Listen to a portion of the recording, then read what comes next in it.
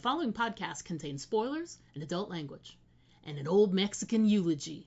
Feo, fuerte y formal. It means he was ugly, strong, and he had dignity. Are you talking about me? Well, Steve, I'll give you 2 out of 3 on that front. Oh, okay. Wait, what? This is a message from the Office of Emergency Preparedness.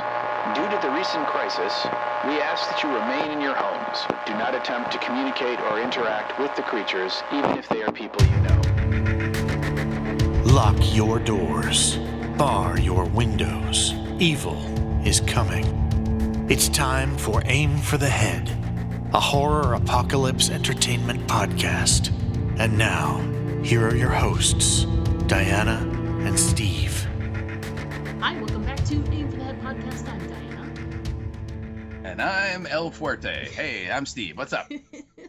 This week we're going to be discussing episode 3 of Fallout's season 1. The title of this episode is The Head. And no, we are not going to be talking about the toilet.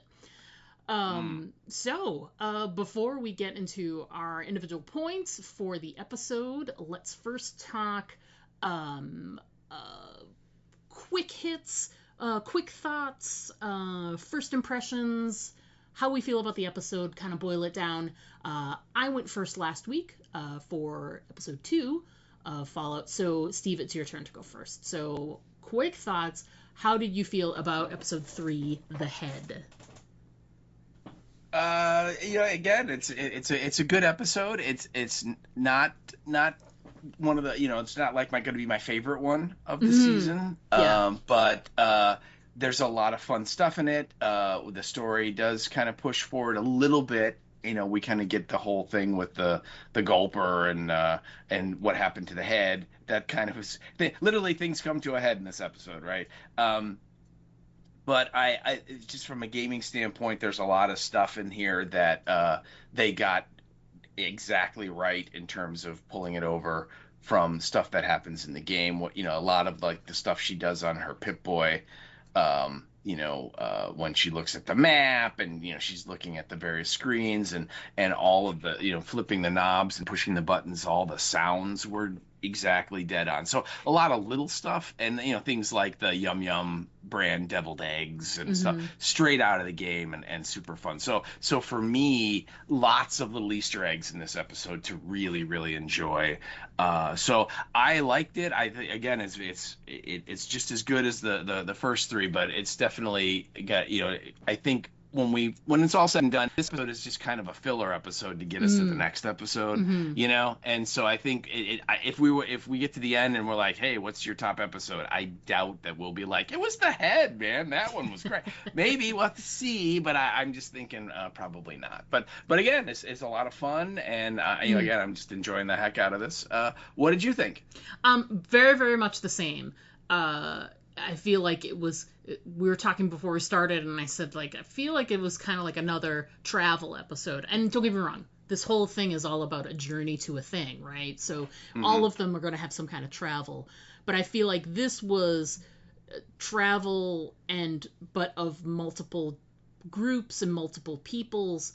And it's like they covered a short distance because we saw, the ghoul, and we saw Titus doing his thing, Maximus Titus / Titus, doing their thing, and they were covering the same ground. So we saw the same ground covered 3 different times so that we can get these timelines to sort of match up, right? And if we've watched, we sort of know where things are heading, but if you haven't watched before and you don't know, it feels like, okay, we're getting to that point where all these people are going to either stumble into each other or they're all going to stumble onto something else together at the same time, whatever that may be. But it didn't happen in this episode. It was sort of like the journey to get to the next thing. So I agree with you. It was a little bit more of the story pushing forward, a little bit more of, we got a couple of really good background things for Cooper, a handful of cringy moments inside the vault. Also, we get a couple of just some great sort of storyline moving forward moments with all 3 of our little groups there. But yeah, I agree with you. Probably wouldn't be my favorite episode out of all of them. But it's still like a really, really good episode because, like you said, good action.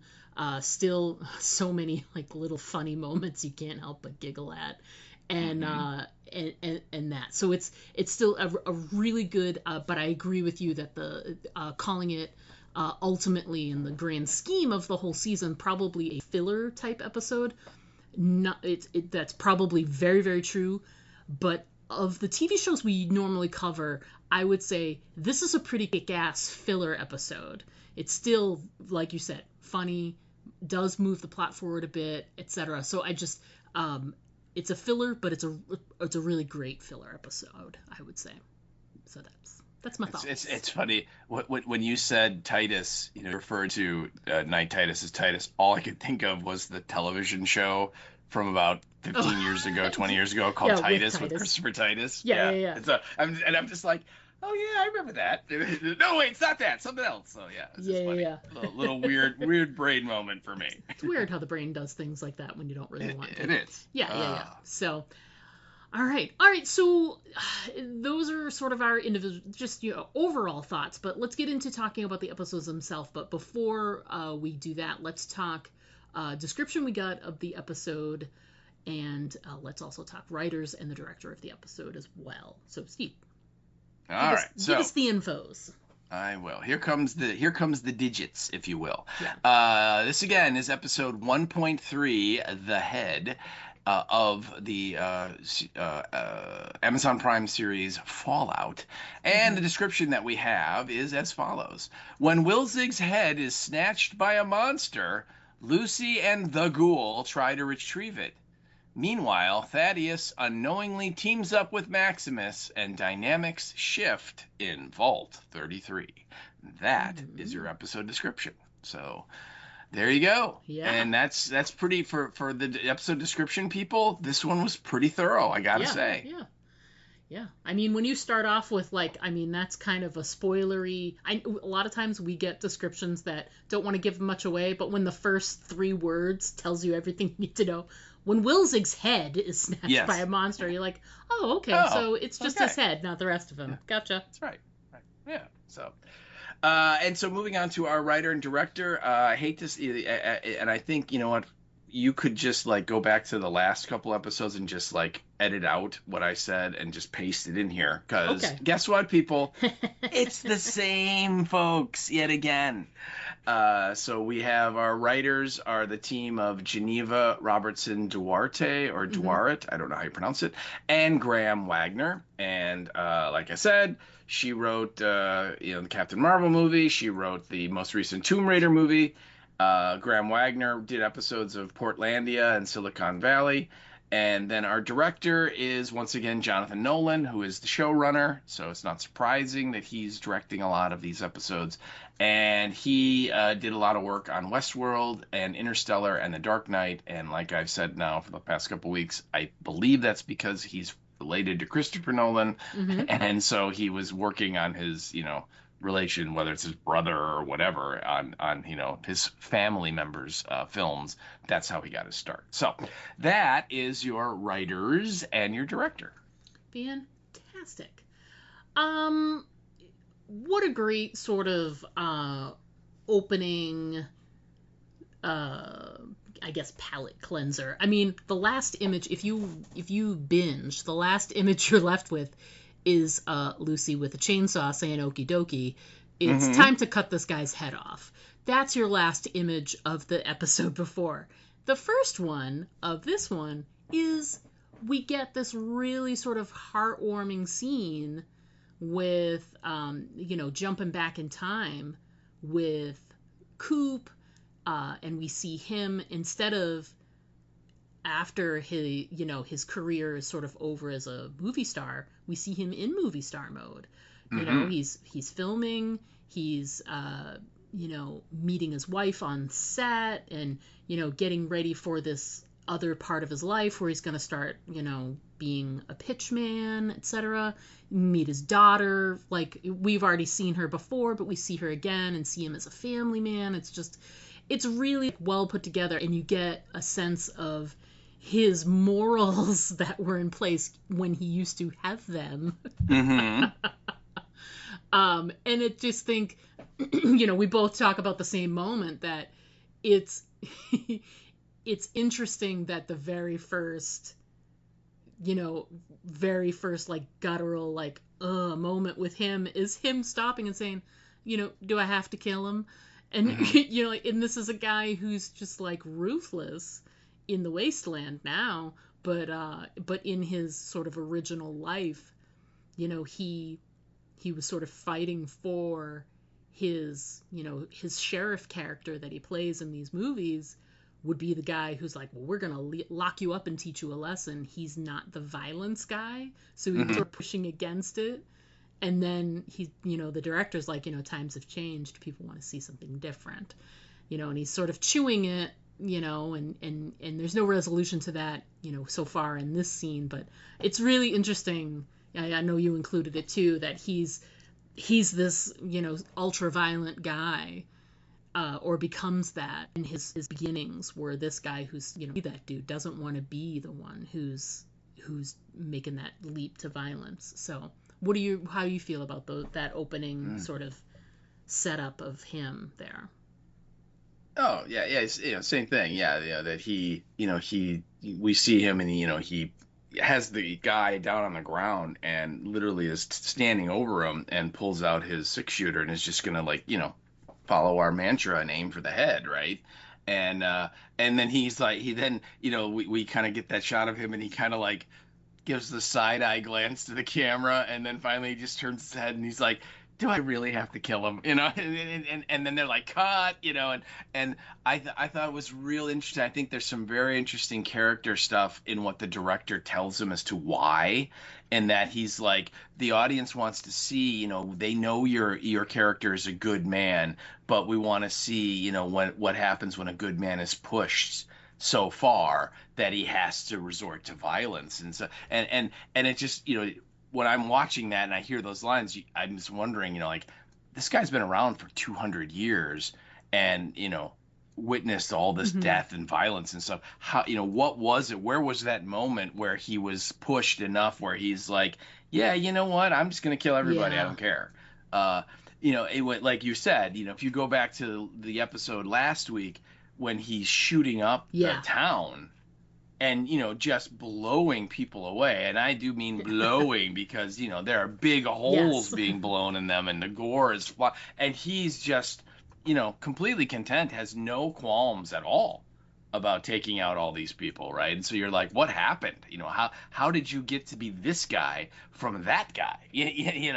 And I think it's also really interesting too that you wonder, because his wife, we are introduced to his wife, and they're very lovey-dovey, and they do the whole thing with the taffy right at the craft service table, and he's kind of talking to her like he doesn't know her, and he's like, excuse me, ma'am, are you gonna take all the taffy? And then she's like, all the grape taffy, and she's like, it's lavender. And then they have this funny, very playful exchange, and then the little girl runs up. But if you remember in the first episode, it's suggested that he's divorced. Mm-hmm.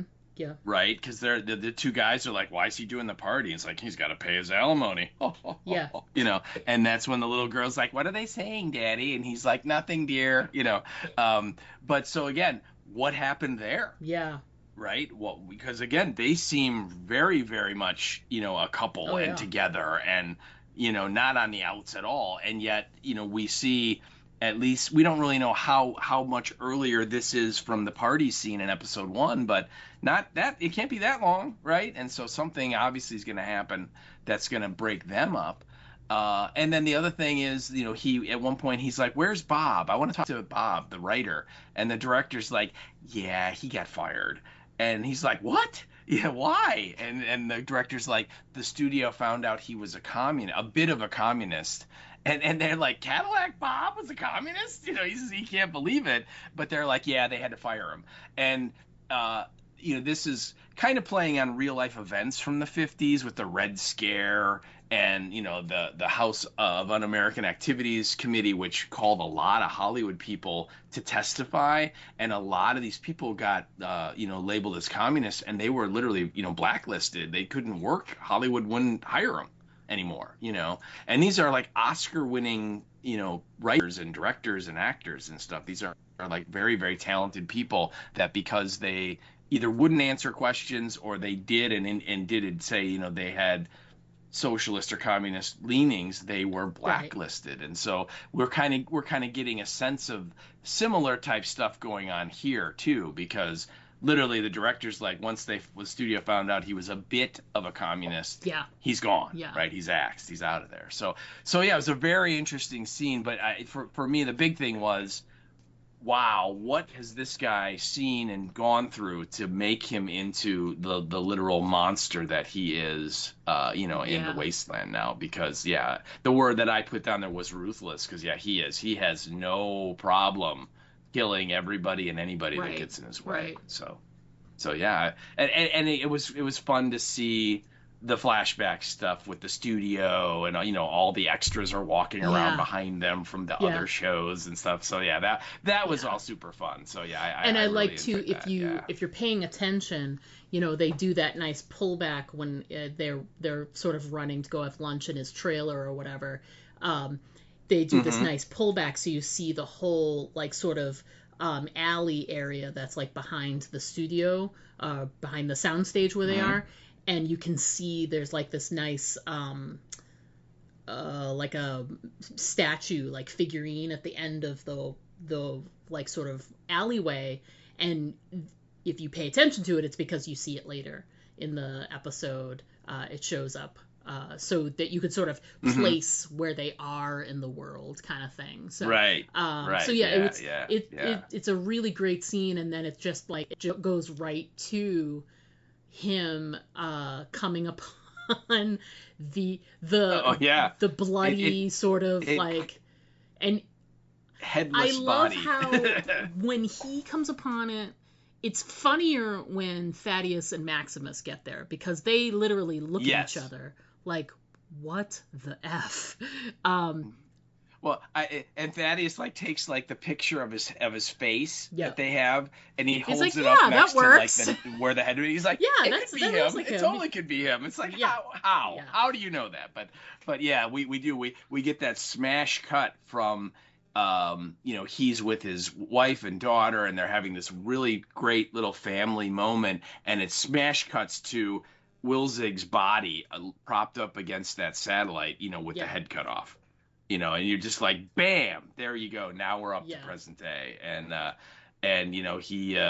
he's sort of looking around, and he gets the dog, and and off they go. And I think then they it goes to the fallout, and this time around the logo, it literally like turns into sand and like super blows cool. off the So the 3 episodes, 3 different logo dissolves that they've gone with. They did the irradiated, they did the bullet holes, and now they've done the sand. So it's really fun, and it really kind of ties into the moment that you just saw, to kind of connect. I like so, too, because it's our first right before they do the logo, and we've got him there. We get our first look at he's sitting there contemplating. Oh, right. Like,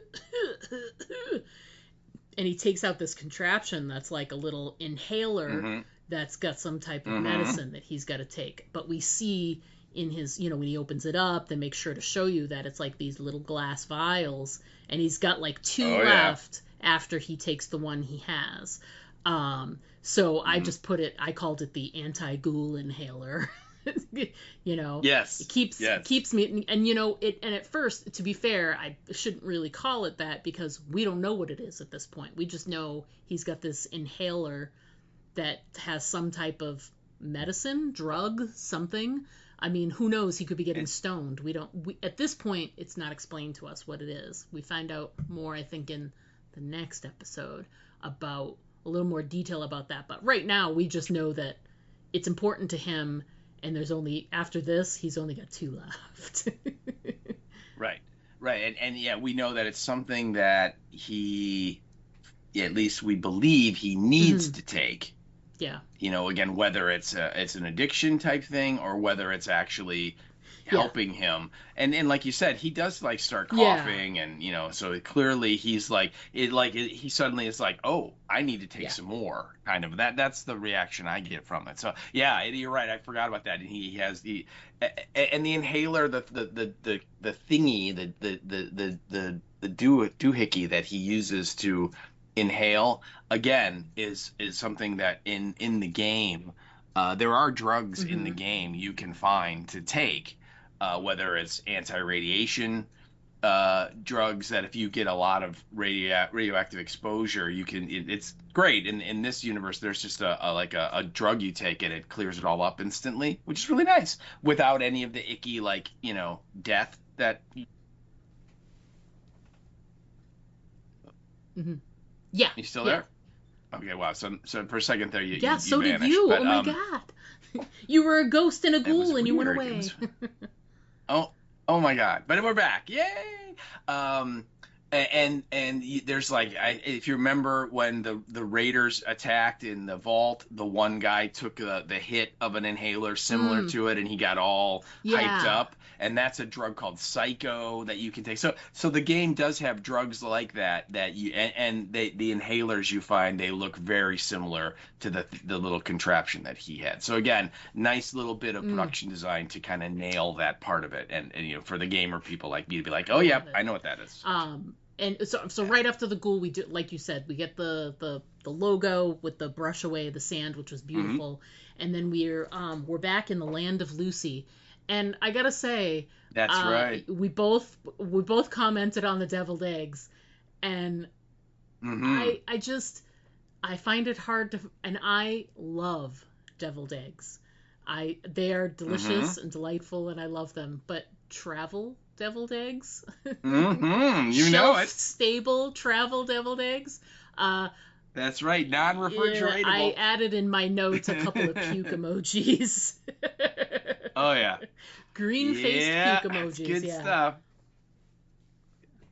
Yeah, and it's funny because out in the wasteland in the game, you'll find them and you can eat them, and they will restore a little bit of your health, but you'll get sick too when they're just out in the wasteland because they're hundreds of years old and clearly have turned.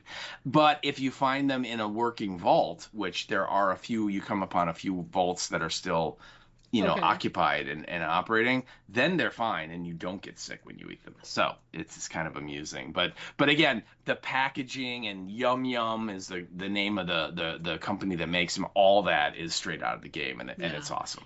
And it's funny because it's all in this scene where you're grossed out by the deviled eggs, and then it just keeps getting grosser because she's like, hey, what's so special about you? And she takes out the head, and it's just like she's like, it's like it's a toy. It's like she got like a little Squishmallow toy, and she's like poking and prodding, and she's got it on her lap, and it's crazy because they did a really good job with so I couldn't tell the couple of times that I watched it, because now I've seen it 3 times, and so I'm not sure if it's just a really, really, really well-made, convincing, head mask thing that they did. I mean, CGI does beautiful things, but part of me was like, did they film this and put Michael Emerson and put his head in her lap somehow? Because it was really well made and well done. So and what I think is hilarious is that she you wrote down Zap part where she's trying to figure out Zap. Yeah, and then she touches that spot behind his ear there where he injected whatever it is, and it literally shocks her, right? And so then she tries to touch it again, and it shocks her again. And then she's like, okay, Mr. Man, you just keep your secrets, which is, again, adorable. And then she gets this idea of, just to be safe, and she gets out, a little tracking device, which is, the size of a pea from her Pip-Boy.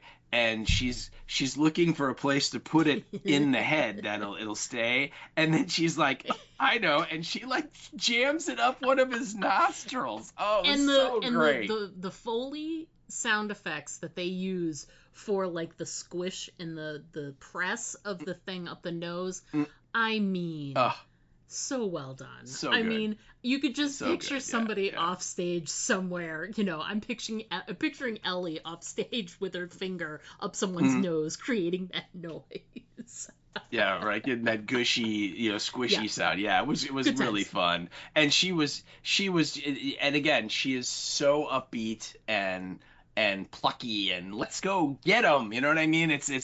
She never gets depressed, right? So even though she literally has a human head that for a while we see she's just like carrying it by its hair, right, as she's walking, through the wasteland, and then later on she eventually puts it in like a yellow, I don't know, bag or piece of material or something, and it's like tied onto her waist, onto her belt. But it is. It's very funny. It's a very quick scene with her. I would like to point out though that she has not learned her lesson yet about the fires, because she still makes a big fire to sleep by at night, and it's just like, really, you're gonna keep doing that after the guy said that's dumb and the cockroach almost ate you, really? Okay. So, but she does. And yeah, it's adorable. And when she sticks that thing up the guy at his nose, and his face, he almost kind of has like a little smile on his face. It's Which so is weird great because you gotta figure. Fun. Well, he wasn't. He died, but he died by cyanide, which is not. He died by cyanide. Yeah, it tasted like banana. A pleasant way to go, I guess. Well, they must have added that fake thing in there, so. Yeah. So, but anyway, it was super fun. It was super fun. But then we cut from that and we get to. It's funny because we started with the flashback, and then we went Ghoul, then we went Lucy, and then we go to Titus. No, not the show with Christopher Titus. No. It's Knight Titus or / that Maximus. So, Titus. So it's Taximus or Midas. Maybe. I'll go with Midas, because then he has a good touch. I love it. So we get he's got to fix his suit, and the fixing of the suit is hilarious because he just needs one little part, re-welded, and it's like literally like a 2-second spot weld. So the moment when like he doesn't have enough caps, she wants 5, he's got 4. Will you take 4? No. And he steps out, and the first thing he sees is the sign that says, "We'll buy teeth."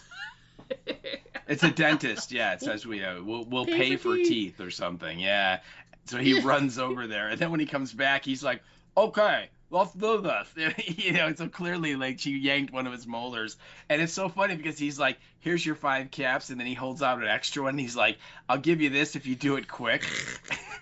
And so she literally takes the thing and goes, "Shh.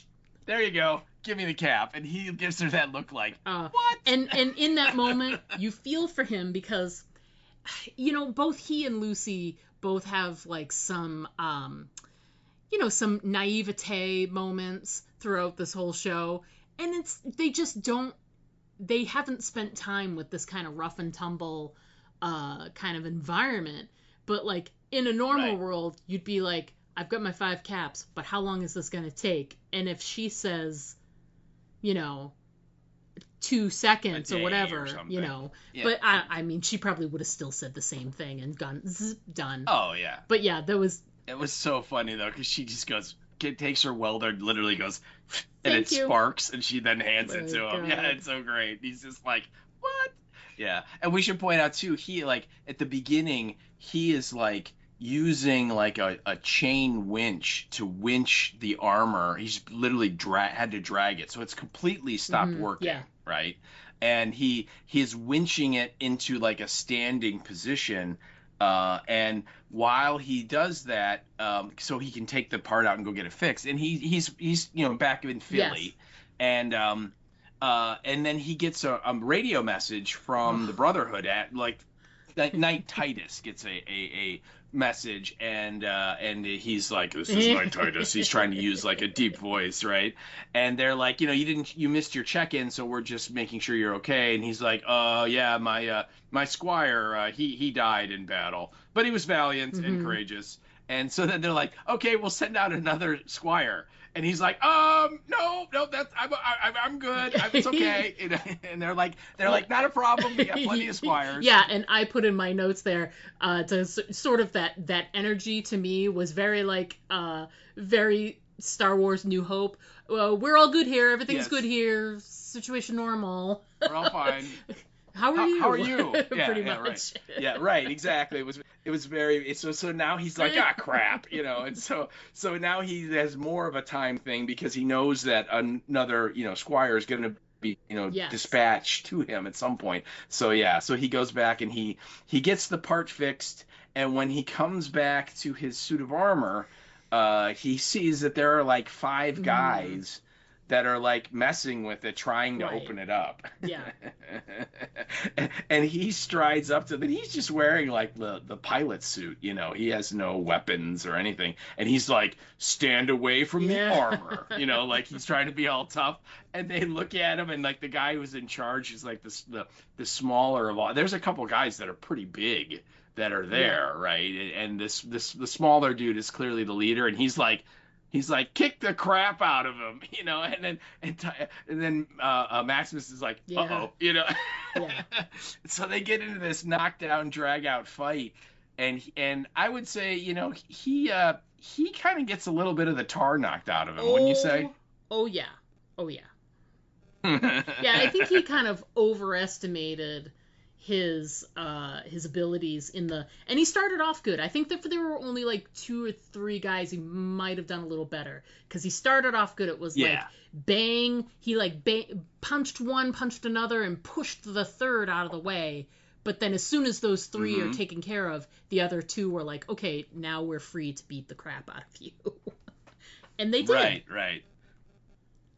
Oh yeah, they knock the stuffing out of him, and then they kind of just ignore him, and he's like lying in the ground, and then of course he kind of collects himself and he gets up, and I love the blood and drool that's coming out of his mouth, and his nose is broken, and he's got a bloody lip, and then they worked him over good, and he picks up like a wrench and I think like a toilet seat, if I'm not mistaken.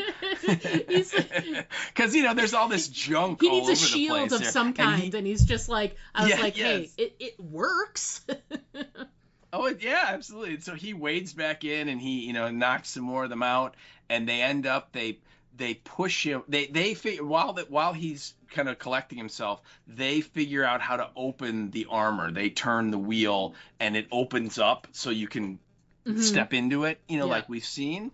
And so they're all like, ooh, and so then he kind of wades up to them and is fighting them, and they end up and they push him against the armor, so his back is to the opening.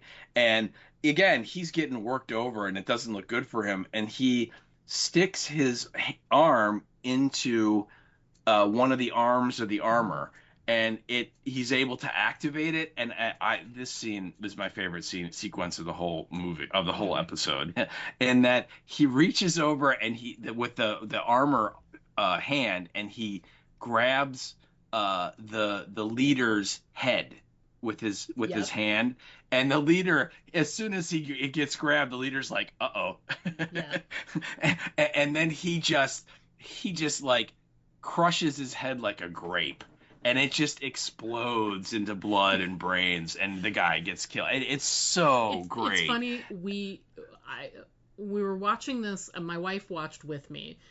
She's never watched any of this show. This was her first episode. She just happened to be there. She was working on a Lego set. She's a Lego fanatic. So she was working on a Lego set, and she was like, you can watch it. I don't care. So we get to this scene, and as soon as he clamps the hand around the guy's head, she turns her head away because she knows what kind of stuff we watch. So she knows it's not going to end well, no matter what it is. Right. So I was in the middle of talking with her. She turned her head, like snapped it, like, oh, I'm not going to watch that. And I was like, oh yeah, they crush his head.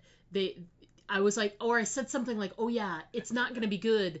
And then I was like, check it out. And she turns to look, and she was like, oh, I was expecting him to like yank his head off. She wasn't expecting the crush. Oh, She's okay. like, the crush. She's like, yeah, I guess that's more effective.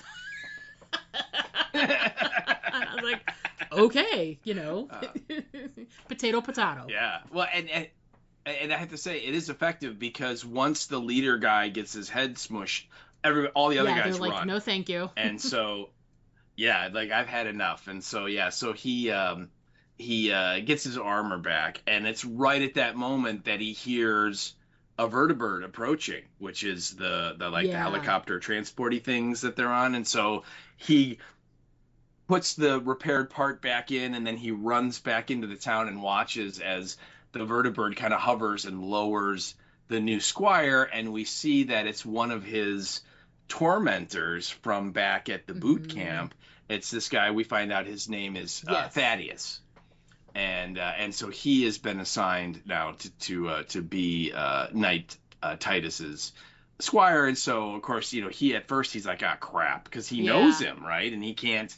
If he comes out of the armor, if he sees him out of the armor, he'll know that you're not Knight Titus, So he goes racing back and just barely gets into his armor before Thaddeus shows up and finds him. And it looks like he almost, Titus or Maximus almost crushes his head. I was going to ask you about that. Yeah, I there's just like a moment there where he makes the decision. Like you can see him sort of decide like, I can't kill someone else, because right now he could easily, Titus was injured, I needed to continue the mission, I moved forward, right? But with Thaddeus, and we get his justification, they use it in the like previously on or whatever, they're going to kill you when he gets there is what Titus says, and he said, not if I go back with the target. Right, so now he's deciding, I think in that moment he makes the decision, do I have a better chance of finding the target with Thaddeus or without him? And right now, showing back up with the target and having let Titus die, I still think the target will save me. But if I kill another person, another member of the Brotherhood, I don't know. Well, my take would be he'd kill him right there, and because Thaddeus comes up and goes down on a knee and is like, my Lord Titus, blah, blah, blah. And he strides up to him and he puts his hand, and the hand, by the way, covered in blood and brains, right? And he's got it right over his head. And like Thaddeus, like reacts like, oh my God, you're going to kill me. And he's like, did I do something wrong? I'm so sorry. I begged mercy. And I think at that moment, like, you're right. I think he kind of, not that it would look bad, and it would look bad, but I just think he's just like a person where he's like, if this guy was trying to kill me, I could kill him, but I can't just snap his head or crush his head or something when he's doing nothing. He's not threatening me at all. He truly is. So he like his conscience or his morals kind of step in. I think Thaddeus did a lot of the work there in that moment, because he was like, have I done anything to offend? I promise I won't. I won't do it. So he's almost like his pleading for pretty much his life is it really shows you like he really hasn't done. I mean, he hasn't done anything in this moment to deserve to be, you know what I mean? I mean, sure, he bullied Maximus a bit, but that doesn't have anything to do with what's happening right now. So so when he's like, have I done anything to offend? I promise I will be, I beg of you. And then once he's begging, then you also see something else change in him, which is a little bit of enjoyment that the guy who was bullying him is now on the ground, on his knees, begging him for his life. Yeah. And I think too there might be a little bit of Maximus is thinking, Titus was a douche nozzle. And would have no problems killing a squire at the drop of a hat, and he maybe has these ideas of like, he's a better person than Titus, so he's not going to be that guy. So, but however it is, he doesn't end up killing him, and he's like, rise, my squire. And of course, with the armor and the way the voice is modulated, Thaddeus has no idea who he is, so he can't tell. And so doesn't he take off his cod piece and say, clean this? Yeah, just like Titus did to him. Titus so did. is, yeah. Yeah. And so then I think Thaddeus tells him that their orders have changed. Mm-hmm. And that they need to they said that there are other people that are looking for the target, and the new orders are to get the target, and if anyone tries to take it from us, we kill them. We were authorized to take them out, kind of a thing. And so now they then I think also doesn't he mentioned something about the radiation, and then Thaddeus pulls out that like radiation detector, like a Geiger counter, and it allows them to kind of track. Oh, it's the ghoul. That's why, because he says, did you see the target? And he said, yeah. Well, how did she get away? And he's like, I got waylaid or sidetracked by a ghoul. And Thaddeus is like, ghouls, man, they're awful. I hate them. They should be. The next thing the Brotherhood should do is exterminate them, which is really going to be funny in an episode or two. But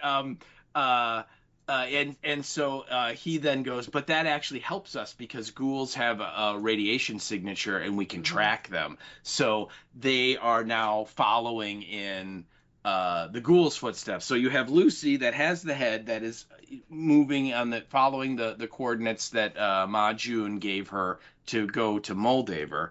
And then behind her, we have the ghoul and CX-404 tracking her. And then behind him, we have Titus or Maximus and Thaddeus tracking the ghoul. So everyone's on the road now. Like you said, this is a travel episode, right, where they're all now heading off in the same direction. It's a tracker episode, as it were. A lot of tracker episodes, yes. And I love how he does make the comment about following the signature, but then they have the moment too where he's walking, is like he's like holding it out at one point. It's like, yeah, I think he went sort of, and like Maximus starts walking because he's just following the footprints in the sand, and he's like, and Thaddeus is like, I think it appears to, we could just follow the footsteps. Yeah, that'll work too. Yeah. And you're like, oh god. But he's totally like the embodiment of the guy who's trying to be as cool as he can and be as helpful and important, and is just like failing miserably. Yeah, and I just would say that Thaddeus is played by an actor named Johnny Pemberton, and I think I mentioned this in episode 1 when we were introduced to him, where there's a scene where like all the guys are like literally stomping on poor Maximus in the yard, right? And he, what I know him from the most is he was on an NBC series called Superstore, which was kind of like an Office vehicle where it's like there's like a documentary being shot in like a big box store, and so all the people we kind of see daily life there, and he played this husband of one of the girls who worked there, and the girl's name was Cheyenne and his name was Bo, and she was like 14 months pregnant, and he was very similar kind of a character, like not too bright, has big dreams, and like his whole plan on Superstore to support this girl and their baby is he's like going to become like a famous like rap star. That's his plan.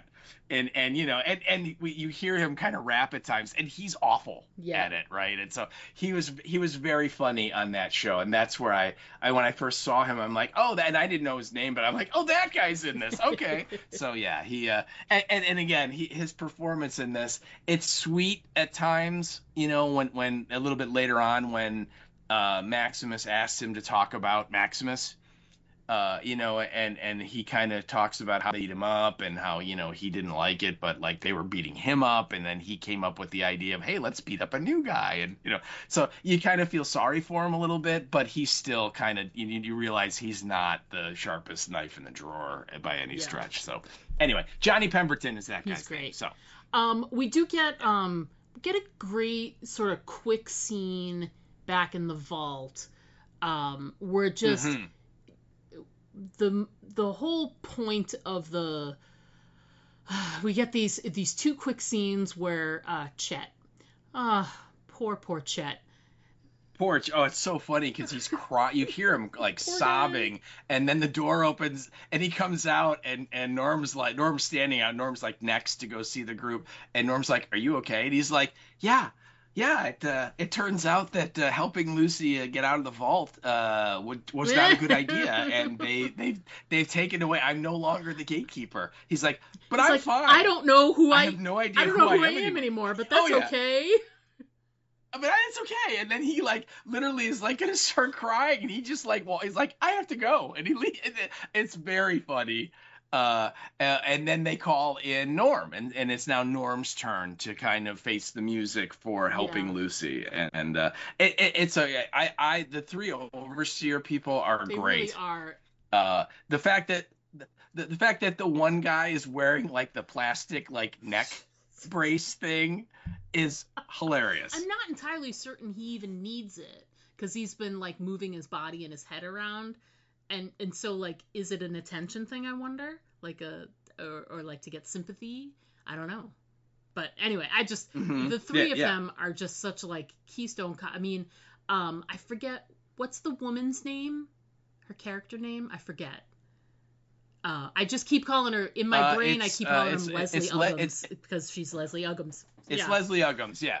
Right. Yeah. I let me look it up here real quick. But yeah, you're right. Because every time I see her, I'm like, that's Leslie Uggams. So she's the only one that seems like she's got at least a little bit of common sense. You know, still not as great a leader as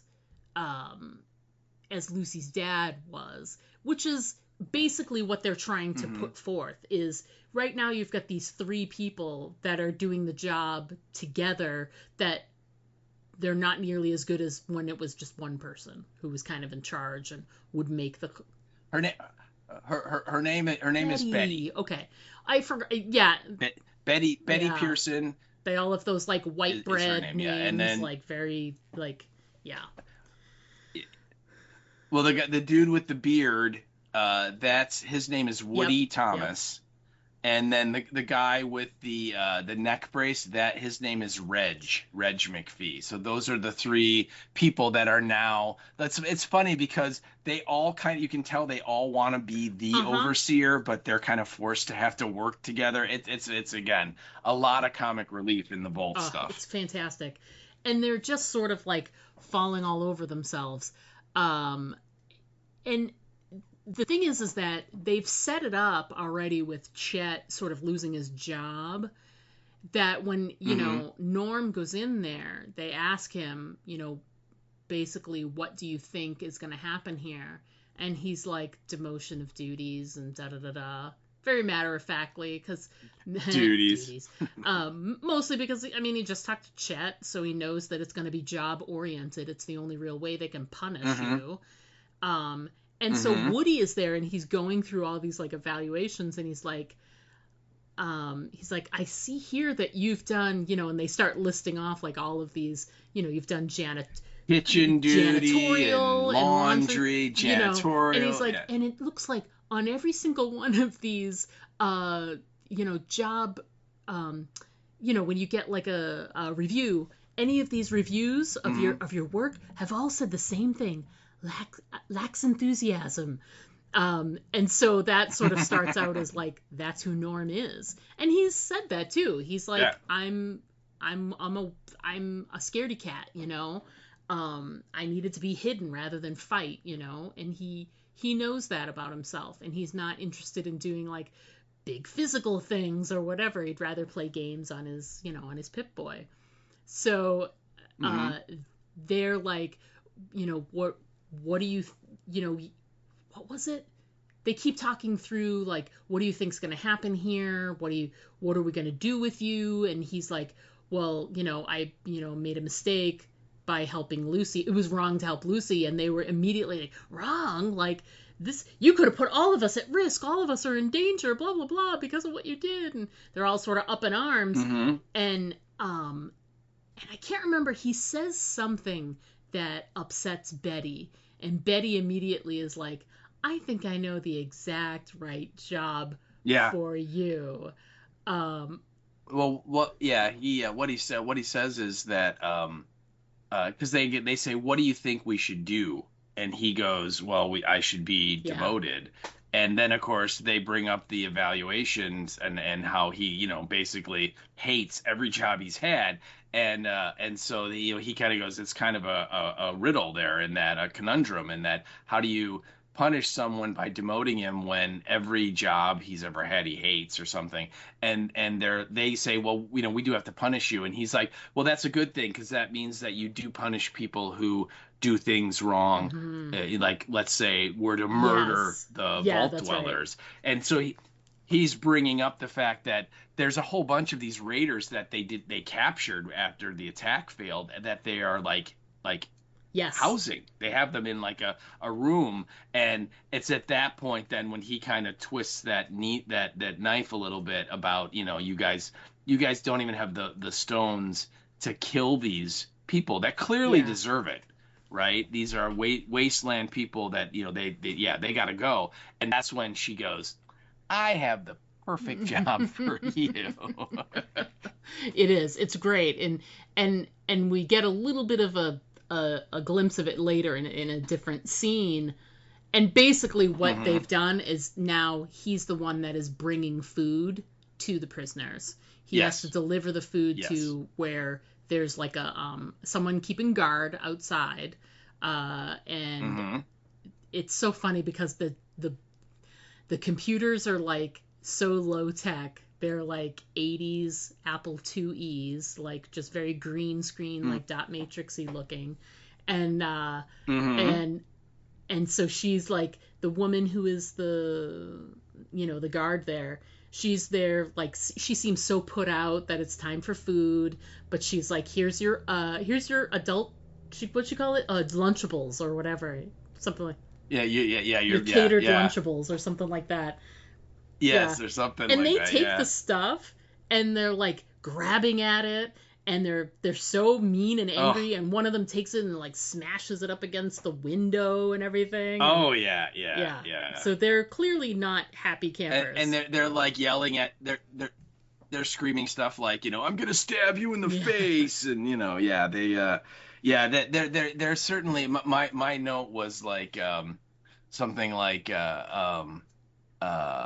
I love how the Raiders are handling their captivity, where they're not at all, they're still just as wild and uncivilized, as they were at the beginning. But it's very funny that he kind of is forced. He like literally is the guy wheeling in the cart with all the trays that they're going to feed. And what did they say? There's 16 of them that... And it's funny, like, we might as well talk about it. I didn't put any notes, and neither did you, but it leads right into, I mean, there's a couple of other scenes beforehand, but we do bring this whole subject back up again when there's sort of like a full vault meeting where they want to talk about what are we supposed to do with the prisoners.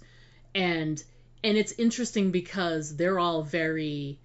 just as we would suspect, they're very Pollyanna about it. They're like, how can we fix them? How can we rehabilitate them, make them good citizens and members of the society? And like one at a time, they're like, I can teach them Shakespeare and Marlowe, and I can teach them, I'll teach them, mathematics and whatever. And Norm is there, and he's just incredulous because he's seen them and met them. And knows, like, they're not interested in learning Shakespeare, and they're certainly not interested in being, citizens. And he's also angry because his dad is gone, and they committed crimes. And so he scoffs at it, and they call him on it and get him to talk out loud. And he says, I don't think that what to do with them is our responsibility, like teaching them or whatever. And they immediately jump to the, they don't know any better. And there's another woman who's like, it's because they don't have a formal education. And I'm just sitting there and I'm like, oh God. 'Cause like as a liberal, I would love to see everybody get an education, and there are parts of that I agree with, but I'm also like, some people are just bad because that's just who they are, and they can't be rehabilitated. Right. And that's the point Norm's trying to say. And he's basically like, they should get what they gave. And, he's intimating they should die. And there's literally like gasps and like the clutching of pearls and everything. Oh, yeah. Yeah, he's like, we should put them down, is what he says. And yeah, they're although the girl who got stabbed in the eye with the fork, who was Lucy's friend, like best friend, she, when he says that, she kind of looks over at him and does not have a clutching my pearls kind of reaction. No. And I should point out too that the overseers, they point out that this is not going to be quick. It might take years. Yeah. To like kind of domesticate these raider people and then have them kind of take up their place in the vault society. Yeah, and that's when he kind of scoffs at them, and they're like, "Do you have something to add?" And he's like, "Yeah, we should put them down." And yeah, they. Again, are like, oh my God, how are we supposed to save the world if that's what exactly. They just rip on him, and so it's a real interesting kind of look at the power struggle that's going on, because the two guys are trying to talk through the one mic, and they keep kind of like leaning in and interrupting they're like each talking other over each other, and and it's like each one is trying to say like, I'm in charge. No, I'm in charge. Wait, no, excuse me, I'm in charge. So yeah, it's a very interesting power dynamic. And then when the meeting breaks up, everyone's leaving, and the girl who got the fork in the eye, she comes up to Norm, and she basically is like, what you said, what I agree with, and your dad, if he was here, he would know what to do, and kind of plants this little seed in Norman that what you're doing, it's the right thing, your idea, that's what needs to be done here. So it's nice to know, like, even though he sort of had to capitulate and be like, I'm just kidding, that he has the moment at the end with her, and she's just like, thank you for saying what you said. And right. It's a I'm glad that they took a few moments to just sort of check in with the vaults, to see that like things, and something really big happens in that scene too. Like, we've got all this like inner turmoil about like, what do we do with the prisoners, but the biggest thing that happens is the dude that comes in and says that the water chip is broken, and they only have enough fresh water to last for like, what did he say, a couple weeks, a month, 2 months, 2 months or something, and that includes giving water to the new prisoners, to the prisoners, goes right to the it's conversation so they were just having, like, they're going to lose all their water trying to keep these people alive. Yeah. Right. And it's real funny because that guy shows up, and he's like, they're like, do you have something you want to say? And he's like, well, normally I would talk with Overseer Hank and in private about this stuff, and then he would tell the group, and they're like, that's not how we do stuff now. And so he's like, hey, you asked for it. And then he's literally, he's like, all right, good, and we can't make any more water. And oh, crap. So yeah, it was very funny, unintentionally funny moment there, where he's just like, all right, I'm just gonna tell you then, here it comes. But and then also I just wanted to kind of say about the first scene when Norm is just talking to the overseers, right, about punishment and stuff. Erica had asked last week, how did the Raiders get into Vault 32? Remember? And we were kind of like, had to be an inside job, or like maybe they opened the door because they had to go to the surface for some reason and they let them in. Well, they kind of answered that in this episode, and I think we both said we couldn't really remember if they went back and addressed it or not, but they basically point out that someone had to have opened the vault, and that's how the Raiders got in, because the vaults are impregnable from the outside. And so pointing out that like letting out Lucy put all the vaults in jeopardy. And we learn for the first time, or well, not the first time, but we see confirmation of there are 3 vaults that are all connected, and they have that poster on the wall, and it says 3 vaults stronger together or something like that.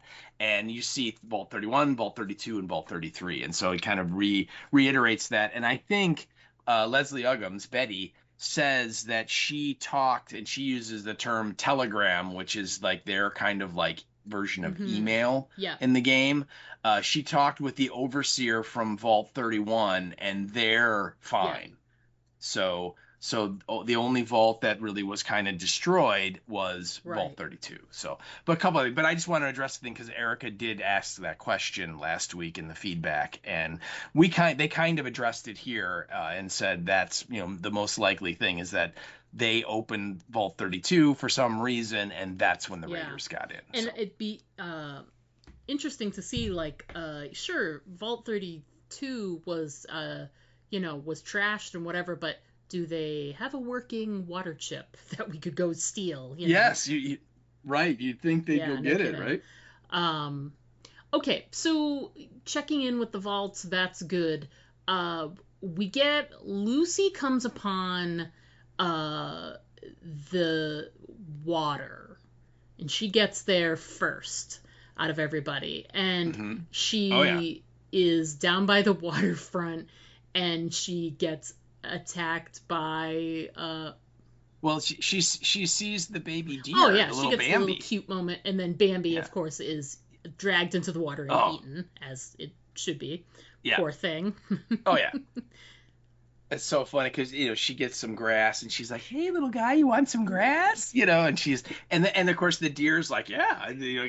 Again, like in the wild, whenever up north I see deer like within 100 feet of me, which is very rare. If I take a step towards them, they bolt. Right, you know what I mean? But this one is like, yeah, okay, strange person, I'm gonna eat the grass.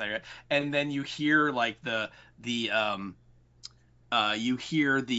monster kind of like growl, and we see like the ripples in the water. And we should point out that like this is like a city, it's like a part of a neighborhood that is clearly flooded, right? Because there are like houses that are like, you know, the water's like, you know, half up, like, you know, they're like half submerged. And you can tell it's like a road that's leading down into the water, and it's just like drops off there.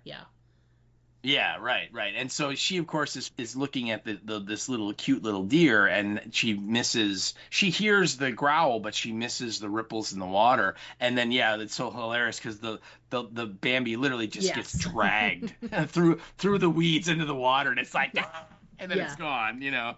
And so then she like draws her tranquilizer gun, and she's like, what's going on? And then the thing comes up, and it's got this, like, what would you say, like a 12-foot long tongue, maybe, you know, a tongue, by the way, it basically consists of fingers. Gross. Oh, it's so awesome. And it grabs her by the leg and like starts dragging her into the water, and she shoots it with a tranq gun, and it kind of lets her go, but while it's letting her go, it like grabs the head. Yep. And rips it off of her belt, and it goes back into the water. So now she's like, crap, because she needs the head, right? The head is her bargaining chip with Moldaver, so she needs it. And so now she's like, what do I do? And it's right at that moment that the ghoul shows up. And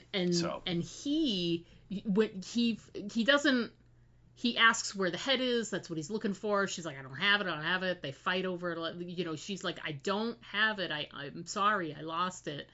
And he, you know, when he understands like that the gulper came and took it, and he's like, and you put a note in there about it taking the head initially. Do you want to talk about the imagery of that? Oh yeah. So when I was going to ask you about this, if you saw that too. I'm sure absolutely. You did, because, you know, you are a bigger fan of this than I am, I would think. But the bag or the material that the head's in is yellow. Yep. Okay. and which makes sense because the Vault Tech, the two colors that all their stuff is blue and yellow. So it makes sense that she would have like a yellow shirt or something. And so it has the head, but it doesn't necessarily eat the head. It's sort of like dragging it behind it.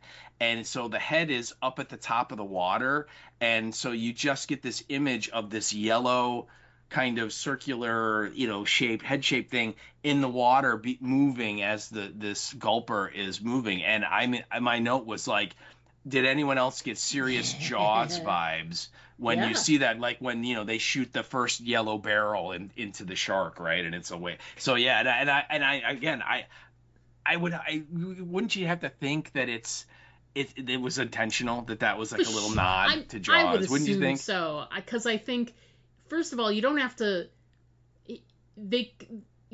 show it at all. And when you show it once, and then all you have to do is show the ripples moving along. She knows that he's got the head, plus she can track it, for crying out loud. So she knows it's still there. So we didn't have to see it. That's the thing. We know she placed the tracker, so you don't have to see it above the water. And it is a bright yellow, and it totally looks just like the shark pulling the barrel along. It's incredible. Yeah. That's really fun. I love it. Fun. So when the ghoul comes up, she's chased it around. She's trying to get back to it so that she can she's contemplating going in the water, actually, which is, it's a bad choice, but she doesn't get there. Choice. She started, she takes her bag off. It looks like she's about to take her shoes or whatever. She's bent over, and the ghoul just comes up right behind her and cocks his gun right behind her. And then they have their confrontation where she admits, like, I don't have it, I lost it. He figures out, the gulper's got it. It attacked her, and because she was just about to go grab it. And then he gets her all like sort of rigged up, and he does this fantastic monologue all about torture. It's so funny. And he's going back and forth about how, there's studies about doing torture, and, they said that it wasn't very helpful, and it didn't actually get the outcomes that people thought they would. Meanwhile, he's having this conversation, and he's, like, tilting and dipping her into the water, holding her underwater for a certain amount of time, and then taking her out, and he's talking all about, torture, and she's like, this is wrong, and, blah, blah, blah, and you shouldn't torture people, and he's like, yeah, and I understand, because they say that people who torture, they don't get the information they think they're gonna get. He's like, and I totally understand, because if somebody did that to me, I wouldn't want to help them and give them any information. And then he finishes off with the line that you included. He, like, dips her in, brings her back out.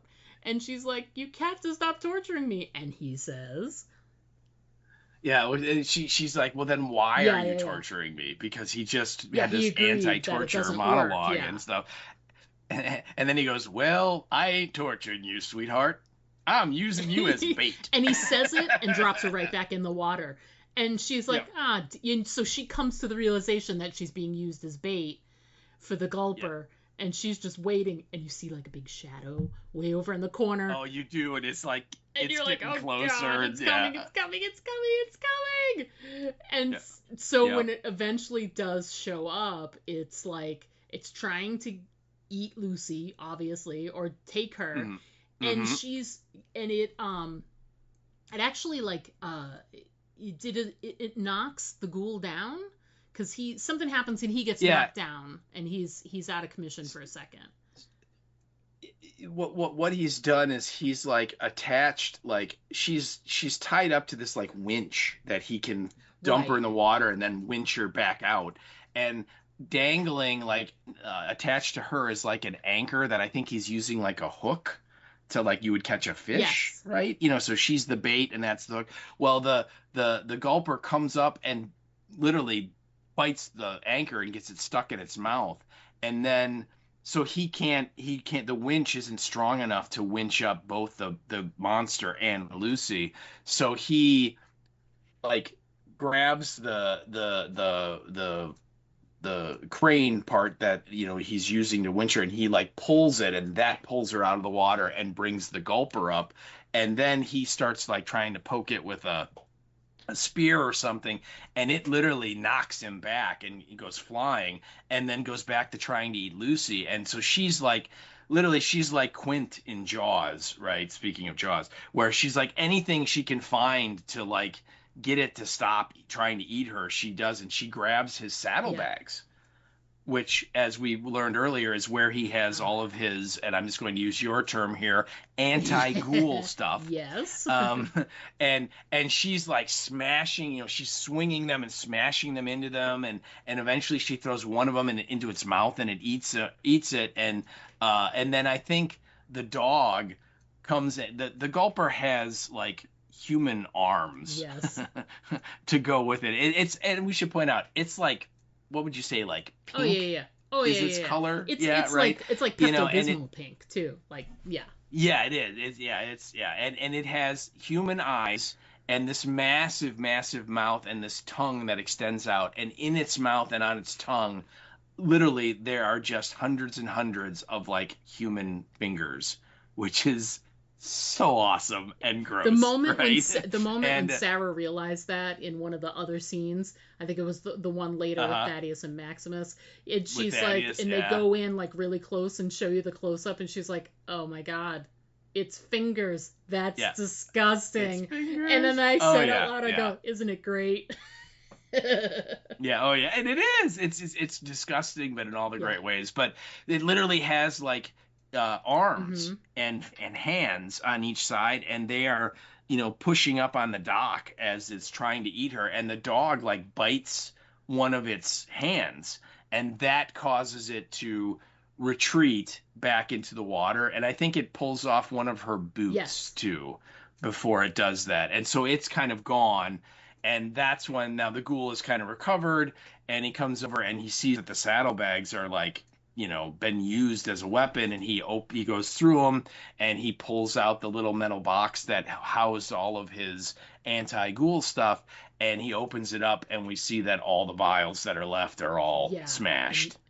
And so, and he's literally like, fork, and is like, and so then he like literally, he says, that the gulper digestive system is really slow. He has time. So he, cause they determined that the gulper has now eaten the head. Yeah. And so it's in its tummy right now. And so he unhooks, Lucy has been, the gulper has kind of eaten all of her bonds and stuff. So she's no longer attached to the dipping mechanism or anything. And he like puts a noose around her neck, and like, it's like making her walk, and they're like going somewhere, and she's like, what about the golden rule? and he's like, what? And she's like, do unto others as you would have done to you. And then you wrote down this line, because he comes up with like the golden rule of the wasteland, like, which is says, hilarious. Thou shalt be sidetracked by bullshit every damn time. And I love it because to me it just made me think of the thing that's always in a video game, which is a side quest. So it's like a but he can't. It's like a side quest, but he can't move forward unless he goes on his little side quest, which we know what it is he's looking for, and we'll get to that. But he's he's making a decision. He's not going to go forward. He's going to go to the side and do this. But I love that line. Thou shalt be sidetracked by bullshit every damn time. I love it. And so they literally they go walking off, in a different direction, and she looks back, and the dog is still over at the dock, and she's like, what about the dog? And he's like, ain't mine. I thought this was great. This is so great. And from there we get to Thaddeus and Titus. Which is basically just a quick recap of that is just they end up following the radiation signature, so they get right to exactly where our people were just a minute ago. Yeah. And they find Will Zigg's body. Right. And there's that great moment where Thaddeus takes out the drawing of his face and kind of holds it up to where his head would be, and he's like, well, it could be him. It could totally be him. You know, you're like, how? How do you know that? And then he's like, should we take the body with us? And Maximus is pretty quick to go, no, if the body was important, they would have taken it with them. It's the head that we need to get. So he's right. And so then they move on and they have a little talk about Maximus. You know, and Maximus asks Thaddeus, you know, say something nice about him, and then say something mean about him. And Thaddeus this is where Thaddeus is kind of sweet in a way, right? Where you realize, you know, he was, you know, torturing Maximus, but you find out, you know, kind of what was going on. And he basically says that for a long time, all the other guys were beating the crap out of him at the boot camp. And then this new group of recruits showed up, and then he came up with this idea of, why don't we beat up one of those guys? And they picked Maximus, and he's like, it was great. I was popular. I had friends, you know. And then he kind of pointed out it's too bad that Maximus died because he never got a chance to beat up somebody else, and he deserved that. You know, so you know, you kind of get a sense that he's kind of a douche, but you know, he at least felt a little bad for what he was doing, and so that's kind of nice. And so then they get to the spot where the gulper is, and they literally are like wading into the water, and they're like up to their like waist. And then they hear the growl and they start seeing like the bubbles and stuff, and then Maximus is like. He's like, oh crap, and Thad's just like, oh, I'm so sorry. So then they try and run back, and it's hilarious because Maximus turns and I don't know if you had the closed captioning or not, but when he's running to try and get out of the water and up the hill, he is doing the same thing that Titus did against the bear, where he's going fuck. Oh, it's so funny. It's just like. You know, the one guy that you think he wouldn't want to be anything like, he's exactly like, you know. So they end up fighting it, and it like almost eats Thaddeus, right? It gets him about halfway, and Maximus ends up grabbing him, and he pulls him out and like literally like rips the gulper's tongue out and kills it. And it's kind of like the scene in, again, going back to Jaws, where they cut open the shark that they catch and they pull out all the stuff in its stomach, and it's like the bottle and the license plate. It's the same thing. It throws up all this like garbage that it clearly had eaten. My wife was like, "Oh my God, there's the flamingo," because we have those same kind of pink flamingos on our yard. Yeah. Right. And sure enough, one of the things that they find is the head. And they're like high-fiving each other and jumping them down like, we got the head! And it's great because they were not expecting it, is the thing. They're trying to track the ghoul. Right. They're tracking the radiation. They're just on a journey. They didn't know, and they knew that the head had been cut off. They don't know who's got it or whatever. They were not expecting the gulper to have anything to do with the thing that they were doing. So the head is like out in the front, and they have this moment where like, is that the head? And then they're like, oh my God, it's the head. They're jumping up, they're high-fiving as much as you can with a robot, and oh my God, so it's a hilarious moment that they figured out. And meanwhile, the whole time that they're celebrating, the dog CX404 is like licking his head, and it's covered in some other gelatinous goo from the stomach of the gulper. And I did say out loud though, when all of the contents of the gulper's stomach ended out the way it did, I said to my wife, I was like, it's a little disappointing. She's like, why? I said, because if they really, really want to do the Jaws imagery, there should totally be a mangled Florida license plate in there. So it came up from the southern waters. Right, or Louisiana. Yeah, whatever it was. Yeah, right. Yeah, that would have been great. Yeah. And then I should also point out that one of the things that Maximus finds is he finds Lucy's boot. And he recognizes it. And we should also point out that when Lucy is making the fire...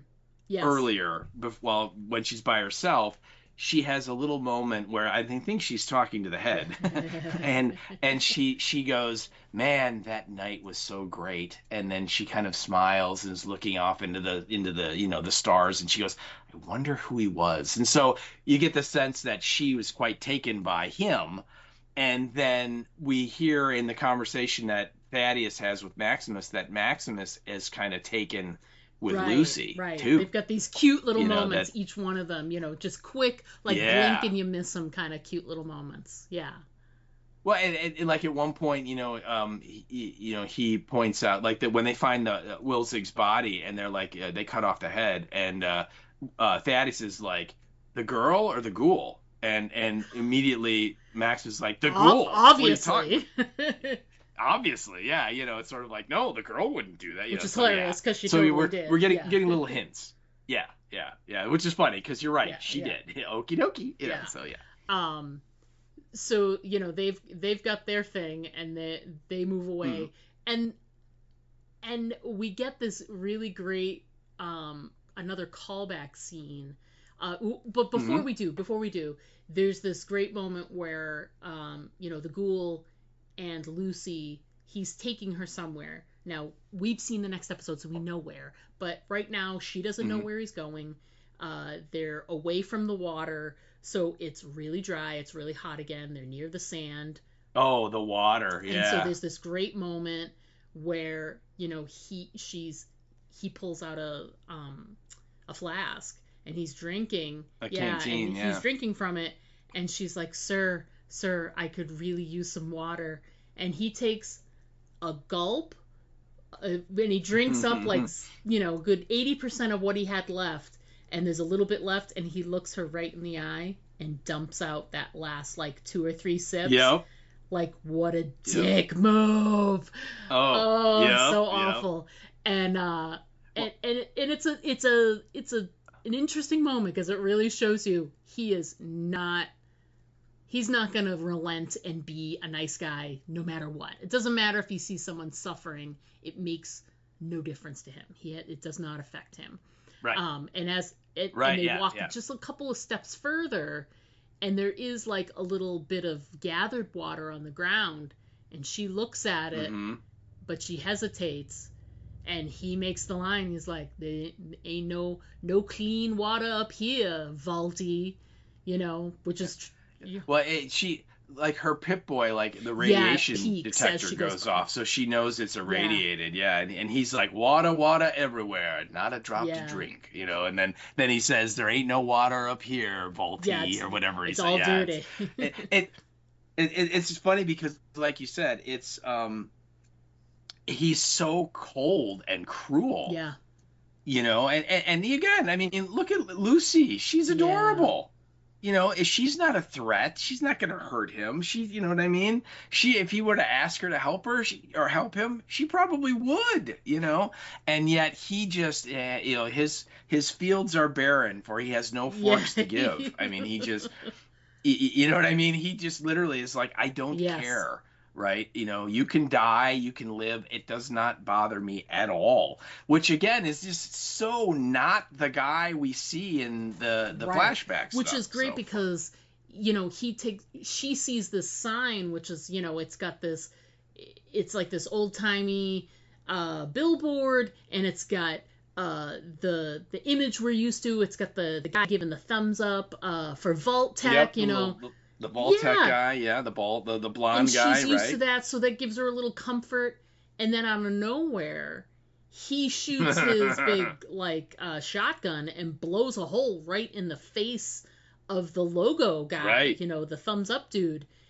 And she's just like, "What is wrong with you?" And so here's this guy who doesn't care about anything, and then we flash back one last time. And we get this great scene where we then discover that the backstory of the symbol, which is used in the game, and this story doesn't exist in the game, right? It's just, this is pure fiction. They put it together. This exactly. So we get this whole thing where he is the basis for the logo for Vault Tech, the logo dude with the thumbs up.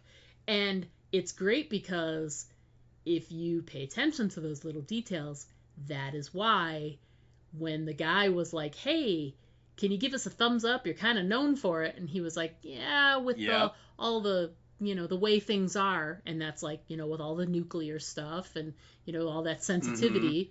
And when we'll delve in later episodes with even more layers for that stuff. But as it stands right now, you at least know, like, he's got bad memories of doing this stuff and being the spokesperson for Vault-Tec, pretty much, being the face of Vault-Tec. And it's all around that thumbs up, and he hates it. But in that scene, you can see he's the one who originally, he created it. And he's in this moment where they're taking pictures. He's a little uncomfortable first. I mean, we're used to sort of the modern, like, people who are used to having their pictures taken and are like, oh, a pose over my shoulder, over the back, do all of that. And he admits beforehand he's never done an advertisement before. So he's not sure what to do. He's not, and in that moment where dudes are usually like, I don't know what to do with my hands, he literally asks everybody, is like, how about I do a thumbs up? And the Vault-Tec people are like, Coop, you do what you want to do. You do basically. But he's got the other great quote, which you included too. Well, yeah, because he in the opening scene, and I think it's really a great idea to bookend this episode with the flashbacks. Yes. Right. That we get the opening scene where he's shooting the movie and he can't shoot the guy in the face, and then we end up back where we finish it up. And when he meets his wife in the first one, she hands him like a box that like looks like it would hold like a dress shirt or something, right? It's like that kind of a box. And she's like, by the way, this is for you. And then he opens it up, but they don't let us see what's in there. And he's just like, oh, very nice. And then she even points out they even had it in your colors. And again, his sheriff's outfit is blue with the yellow trim. And so then when we come back to the flashback, he comes out of his trailer and it's a Vault-Tec jumpsuit that he's wearing. Although it doesn't have a number on the back, it just it's blank, right? But that makes sense because he's not attached to a Vault or anything. But and yeah, so he goes in and she's like, wow, you look really good. And he's, a little nervous because he, like you said, he's never done a commercial before or an advertisement. And so he gets there and he's like, he's talking to the Vault-Tec representatives that are there, with him. And he's like, it's a little tight and everything. And then he goes, this thing really blocks radiation. And it cuts to the female Vault-Tec rep, and she kind of has this pause, and then she goes, absolutely. and you just know that is total BS, God, right? That's like, absolutely not. It does nothing. And it's great too because like this is just like every episode we've been getting a little bit more and a little bit more of these moments with like Vault-Tec where like, they were told, 200 years that they'd have to wait that before, and there's people out on the surface that are living, it's modified, it's a wasteland, but they're living their lives, they're not like, it's not like these feral groups of people. There's society out there. It's not what they expected. Oh yeah. And I just think it's interesting too to sort of like bookend this with this moment of they're just like, yeah, sure, it blocks radiation, whatever you want it to do, Coop. Yeah. Yes. What? Absolutely. If that's what we said. Yeah. And yeah, you not just here in the show, but in the games as well. As you kind of explore, you start to learn that Vault-Tec is, their primary goal. They're clearly. Bethesda Studios created them, and the showrunners here have continued this, that they are like the typical evil corporation. Right. That they are just, they're in it just to make money. And if that means they're going to kill millions and millions of people, yep, we're going to do it, And yeah, you do learn that all the vaults have some sinister secret about what's going on with them. And, I think I mentioned a couple of them. Like there was one vault where like it had 100 people in there, and it was 99 men and one woman, and that was like a study that Vault-Tec wanted to observe and see what would happen, and in the game, there's another one where like the all of the occupants of the vault are these like super educated, highly intelligent people, scientists and doctors and so on. And the overseer is this uneducated guy who never went, like barely finished high school, yet he's in charge. And it's like a behavioral thing to see, what are they going to do? Are these super smart people going to let this guy who really has no business being in charge be in charge? And so yeah, all of that kind of stuff is going on. And like we're seeing now in the show, we're just getting little bits and pieces, but you're starting to put it together that, yeah, you know what, Vault-Tec doesn't really have their customers' best interests at heart all the time. Nope. So, or as my right. niece would say, nerp. Nerp. Narp, yes.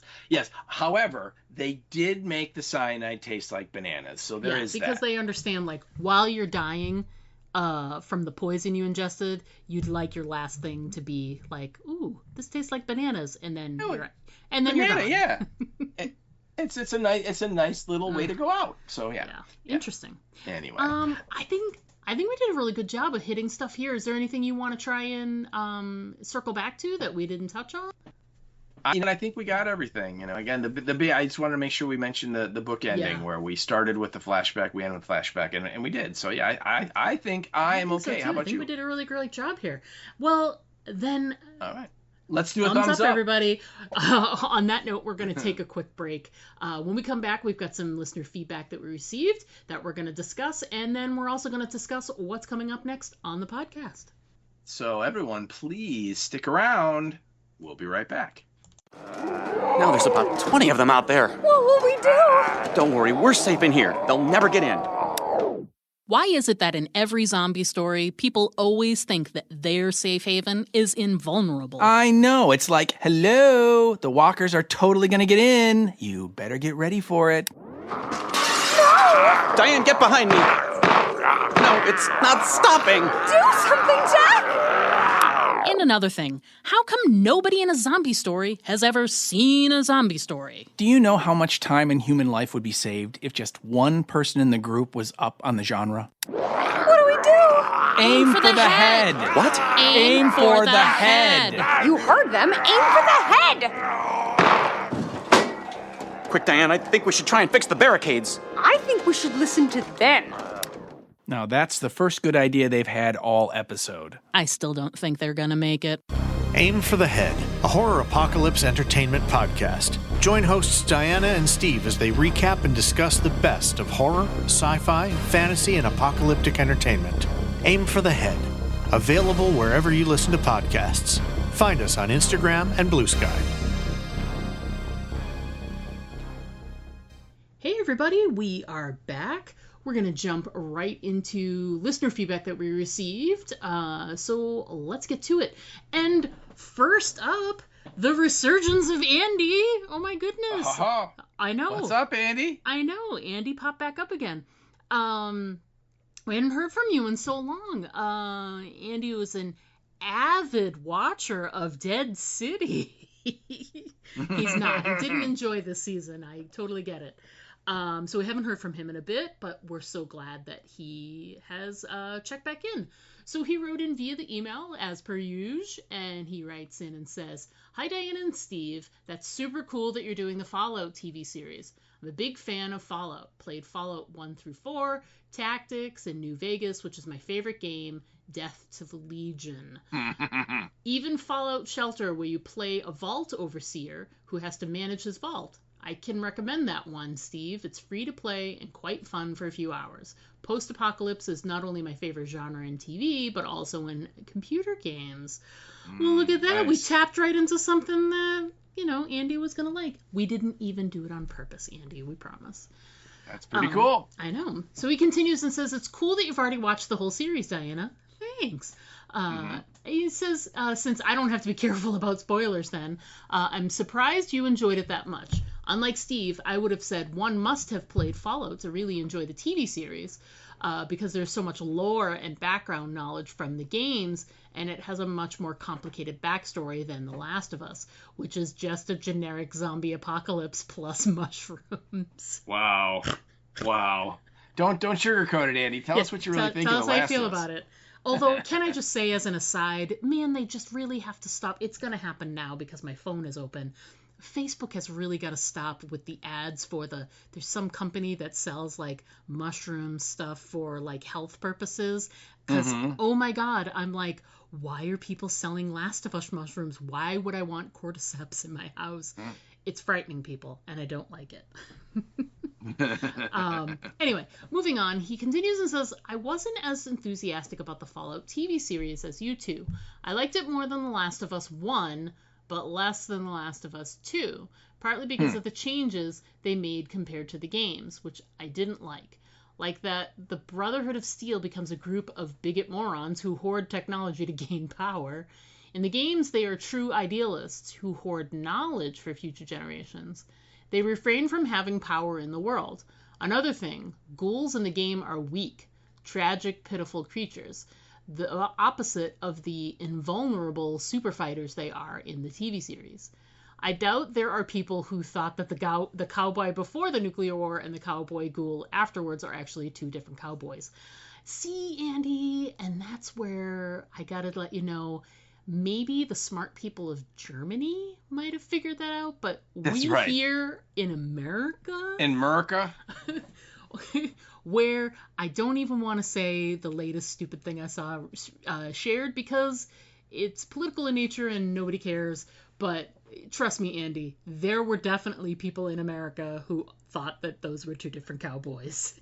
Oh yeah. But I'll give you that. Maybe nobody in Germany knew that. Much better educational system. He continues and says, greetings from Vault 14, Andy. He also says, P.S. Sorry for not writing feedback for your last 2 episodes. I didn't manage to force myself to watch, in air quotes, boring stuff with Negan, a.k.a. Death City. Dead City, by the way. But it's okay. If you don't like it, you're not allowed to get the title right. He says, a sad lack of self-discipline on my side. And you know what, Andy? That's okay. Because if you weren't enjoying it, that sucks. Like, I'm sorry you weren't enjoying it to the point where you just didn't watch it at all. Because that always sucks. I have to, because we're doing the podcast. And that's okay. Because it wasn't, to me, I feel like Dead City wasn't, like, terrible enough where I feel like, oh, do I really have to watch this? I was disappointed in a lot of stuff, but I'm really hopeful that maybe they'll turn it around. And think good thoughts, Andy, because maybe they'll turn it around. But thanks for writing in. We're so glad to hear from you again. And even though you didn't dig the Fallout series more than the game, maybe we'll get some more feedback from you, some more episode-specific feedback, as it were, as we continue on. Absolutely. So feel free to write in again. We'd love to hear what you think about stuff. So write in about the stuff. Thanks again. About the stuff, man. I know. Thanks again, Andy. It was great to hear from you again. We hope to hear from you again soon. Thank you.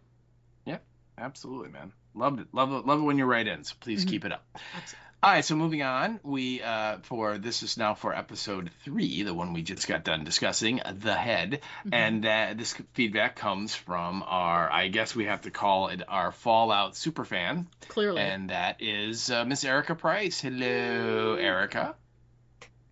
And she sent this via the Facebook, and she goes, Coop's little family is so cute together. Flour-flavored candy isn't my cup of tea either. Gross. What did Coop say? It's the worst thing he's ever put in his mouth or something, yes, right?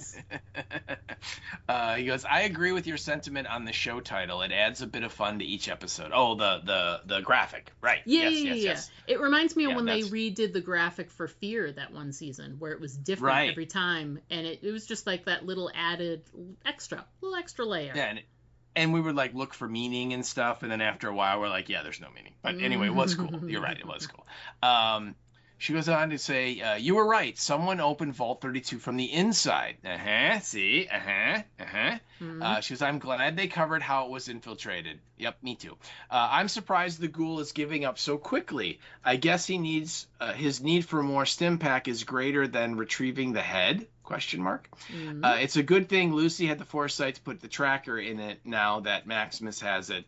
Thumbs up for a fun, albeit gross episode. And she gives the thumbs up emoji and like the smiley emoji. So, yeah, you know, we have to see that. You know, I don't think the ghoul's giving up Erica so much. Like we said, he assumed that the Gulper would still be alive. He didn't realize that Maximus was going to kill it. But he did say, you know, something about the digestive system, and it's very slow. So it's going to take it a long time to digest the head. So he felt he had time to go get more of the anti-ghoul drug or the stim pack or whatever it is he needs to take. And he kind of has to, right? I mean, I think we're you know, we saw he was starting to not be able to breathe without it. So Right. I think it's kind of important for him to keep surviving if he, you know, he has to have that drug. So yeah, I think he's not giving up. He's just like you said, it's a side quest here. Little That's, side quest. you know, what did he say? Like, you know, the thing of the wasteland is all the bullshit that, you know, sidetracks you or whatever, right? Oh, and yeah. and that this is what we're seeing is that he has to go get more of that medication or that drug. And once he has it, then they're going to come right back to where the Gulper is and deal with the Gulper. So Yes. yeah. That's how I saw it. But anyway, amazing feedback, Erica, again, as always. So thank you so much for writing in. We love it, love it, love it. Absolutely. Thank you, Erica. All right. What's coming up next? Episode 4. Title of the episode is called The Ghouls. So obviously it's all about, you know, the power pop band that Cooper starts with all the other ghouls in the wasteland. And So I was thinking it was going to be Where the Ghouls Are. yeah, maybe, And it'd be like a spring break movie or something. It could be. The description we get for the episode is Lucy and the ghoul encounter dangerous situations, leading to a moral dilemma and intense confrontations. Norm uncovers secrets in Vault 32, linking back to his mother's past and raising questions about the residents' fate. I'm very excited because I'm remembering some of this. I'm looking forward to covering next week's episode. There are a lot of stuff, a lot of things, some layers in episode 4 that I really, really enjoyed, and some of the stuff with Norm is part of it. Yeah. Episode 4 is one of my favorite episodes of this whole first season. So yeah, I'm also very looking forward to rewatching it and letting all the granular stuff come back. So yeah, it's gonna be good. Yeah. So a couple of Walking Dead universe announcements. So just as a reminder, Daryl Dixon, Book of Carol, is coming back for season 3. And that will begin, our coverage will begin right as we finish our coverage of Fallout. It comes back on September 7th for season 3, but there was another announcement kind of in conjunction with San Diego Comic-Con, which was this past weekend. And they did announce that they've been greenlit for a season 4 for Daryl Dixon, but that it will be ending with season 4, and they are currently in the midst of filming that season 4 right now. So that's a lot of news all at once about that. I, for one, I want to say I fully appreciate that they are moving forward with the series with a definite end in mind, that they're writing towards an end. So I appreciate that. I was really hopeful that they would, and that it wouldn't be like, you know, I don't want there to be anything hanging out there that hasn't been covered. We have too much invested in this universe with these characters. So that's interesting. We also got an announcement that thought it was kind of unofficial for about a week or two, because JD Morgan, he slipped on a podcast somewhere and said that he was couldn't do something or couldn't do whatever in September because he's going to be filming for season 3, like Dead City season 3. And I didn't see it pushed in a lot of places, but a lot of the fans saw it and pointed it around, and they were like, does that mean it's official? And they officially announced that, yes, that there is going to be a season 3 for Dead City. All right. So I reiterate the things I said when we were talking Andy's feedback. I think that there's room for improvement, and I think that they can improve upon this past season, and I look forward to seeing how they can grow in season 3. I have high hopes for these people. So here's hoping. Oh yeah. I think that they ended season 2 where a lot of the stuff that was in season 1 and 2 are resolved and done. The Croat definitely could be gone and not come back, right? And, correct. And so what I'm trying to say is that they kind of are opened up that they could really take the show anywhere they want. Right. And which would be interesting to see what they decide to do yeah. with that kind of power. Yeah, so we'll see, and we'll see. I've not gotten any of the details. Is the same showrunner? Is it Journey? Is he still gonna do season 3, or are they bringing in a new team? Or I don't know. I think Journey is out. I think he's stepping away, and I think there is a new showrunner, but I can't remember. I might be wrong, but I think yes. I think there is going to be a new showrunner. So some new life. They'll breathe some new energy into it. Right. So let's see what they do. Again, I think I enjoyed this season more than you did, and certainly way more than Andy did. But again, was it perfect? No, but I thought it had a lot of fun moments to it, and I think I like both of those characters more than you do. So that made it more easier for me to like. So I'm like, hey, whatever. The good part is it's more Walking Dead, which is always a good thing. Right. And if it does well, even if it maybe it'll get a season 4 too, and if not, maybe if both of the seasons of Daryl and Dead City are good, that we'll get another series about in the Walking Dead universe to come after. Who knows what. Correct. So yeah, anytime there's new zombie content coming, I'm a happy person. Yeah. So. And I would say too, again, for Dead City, the thing that I think they have going for them is that I've mentioned it before when we were doing our coverage. For Dead City, I feel like, unlike Fear the Walking Dead, when they really went off the rails, Dead City hasn't gone off the rails yet. That's what it has in its favor. Everything that's happening with them, not everything, but a majority of the situations, they're all believable zombie apocalypse situations. They're believable things, whether or not you want to agree whether or not character A would do that or character B would react that way, and I'd love to see them interact better, blah, blah, blah. That's different. That's writing, that's interpersonal relationships, whatever. But it's not like they're doing this in like an area that makes no sense, in a setting that makes no sense. Like the cognitive dissonance of the things, like to have had that show go from what's her face's what was her name? Ginny? Not Ginny. Yeah. What was Colby Minfie's character name? Ginny. It was Virginia. Oh, that's right. It was Ginny. Yeah, oh my God, terrible. Because the girl on Dead City was Jenny. Jenny. Okay, so you go from Ginny to the sub to Nuclear Wasteland. It's like the everything is so like not connected in any way. So it's like those made no sense where they were. So it didn't really matter what the characters were saying or doing. They were in situations that didn't make sense for the apocalypse. This, however, they're trying to find an energy source. There's a fight for who's in control. Those are things that make sense. So with injecting a new focus, a new set of eyes into the story, maybe there's improvements that can be made or whatever. But either way, like you said, it's Walking Dead content, it's zombie content, it's characters that we know. They're not my favorite Walking Dead characters, but they are beloved Walking Dead characters. So regardless, it'll still be entertaining, I think, no matter what. So, and it'll be in New York, which is interesting.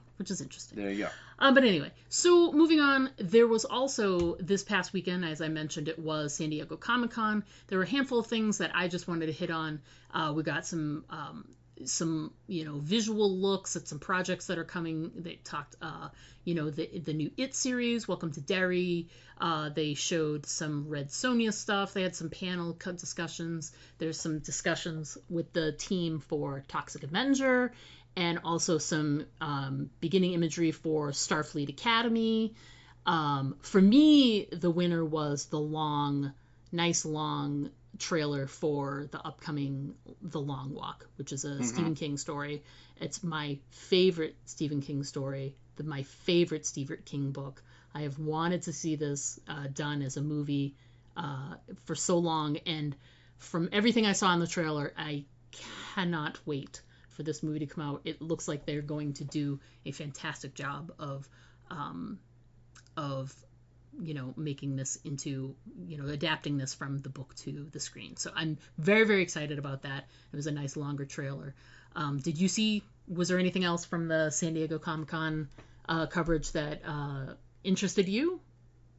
I can't remember if it was at San Diego or not, but there was a lot of stuff that was dropped about another Stephen King thing that's coming, which is The Running Man with Glenn Powell, and which looks great. Yeah, both of those are two of my favorite.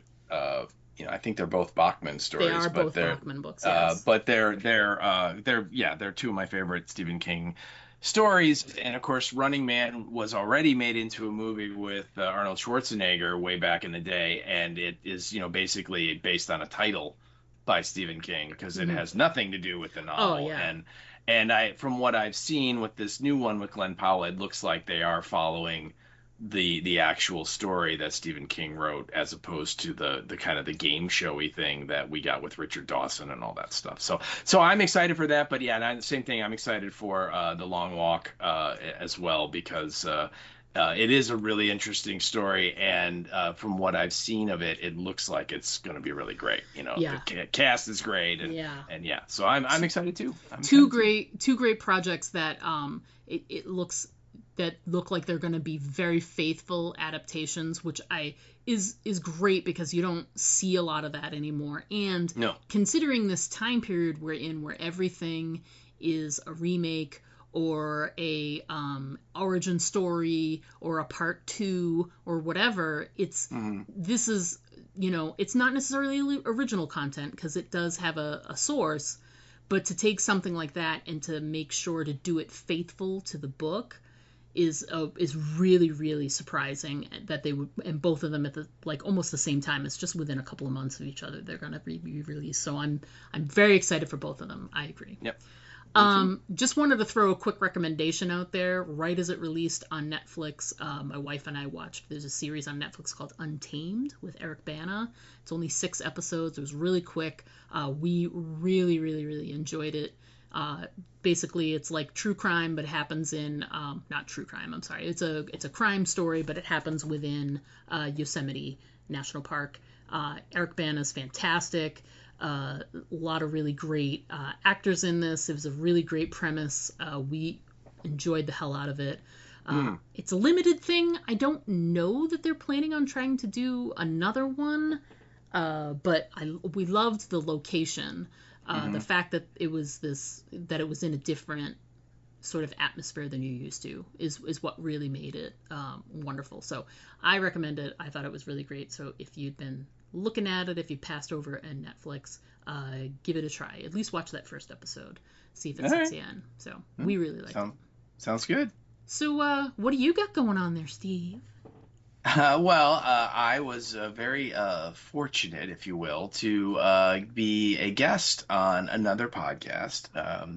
The only thing I can conclude is that they had about 12 people drop out.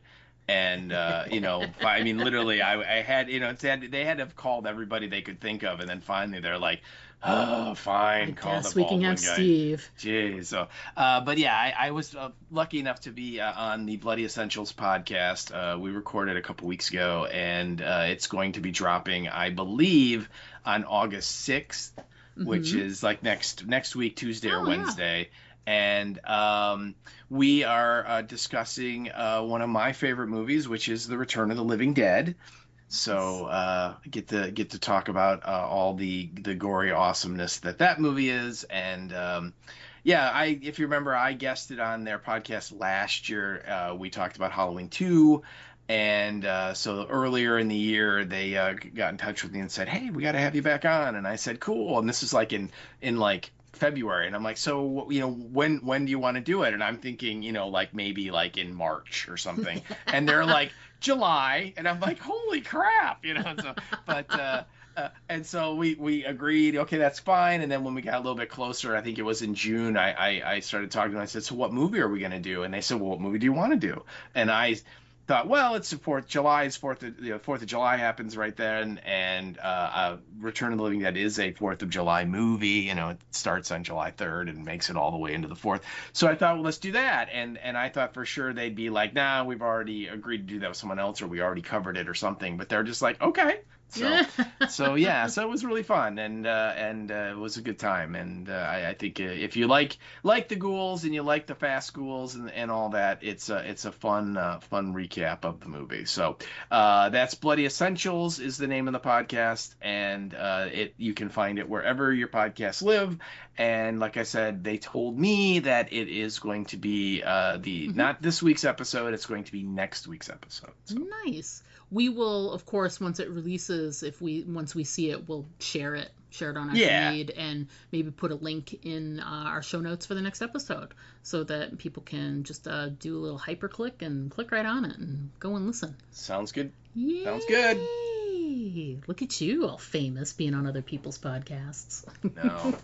So this coming weekend, we're pretty excited. It's the annual Happy Fun Times of Flashback Weekend, and